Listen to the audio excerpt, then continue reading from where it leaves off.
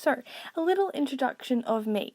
I'm 18, I finished high school, and I basically have had painful periods since I was about 14 or 15. I got my period when I was 12, so like 12-ish years without pain. 2013 was the year I first got my period. I remember the day quite vividly. Do you remember it?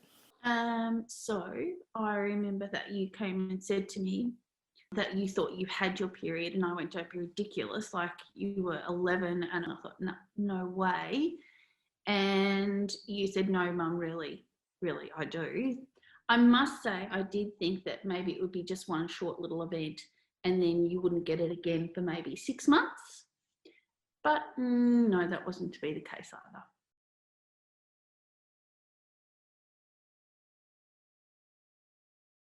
The thing was, I didn't have pain with my period until I was about 14, and then it was crazy from there. I would get cramps that would make me curl up in a ball in need of heat packs and Panadol. I don't know if you know this. I don't know if you know this, but we call it code red.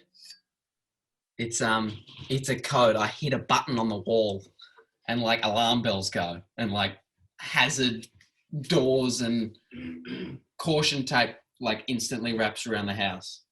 And then what happens? And then we're in strict lockdown. The only one reason that we're allowed to leave is for ice cream, chocolate. I would vomit for the first few periods of every month, so like 24 days a year. When I would get on the train to go to school in the morning, I'd get on and meet you, and you would say, "Oh, I vomited again this morning," and that was always quite. It was quite normal, but it shouldn't be. Look at the view. Mum and I did start to think we should go see the doctor, so we went to our GP, and he understood, which was crazy because that never happens with GPs. From year 9 to year 12, I continued to have cramps, and there were days I literally couldn't get out of bed. There were a few times I remember walking around school and you would be bent over in like an L shape, because it was too painful to stand up straight. But it was all hidden. Like, not many people knew. I still did all the musicals at school. I was in elite acrobatics at my dance school. I played footy in year 11, and all of this was with this random painful period that I didn't get. I didn't understand it. I went to the GP again, and that was when I got my referral to the gynecologist. She said it was probably best to go on the pill. I went on the pill when I was in year 12, so I was 17. My hormones were constantly changing, my cramps didn't go away, and it definitely made it worse, which wasn't the plan. My gyno bluntly said that it's probably going to be endometriosis, and if it is, it's going to be really hard to have children, and there's an age range of where it will be easier to have children. Most people are not thinking about having kids at like 17, or even thinking about that it might be difficult or all that. But I think knowing it earlier, like sometimes knowledge is power. 2020 came around and I had my surgery booked for the 17th of January.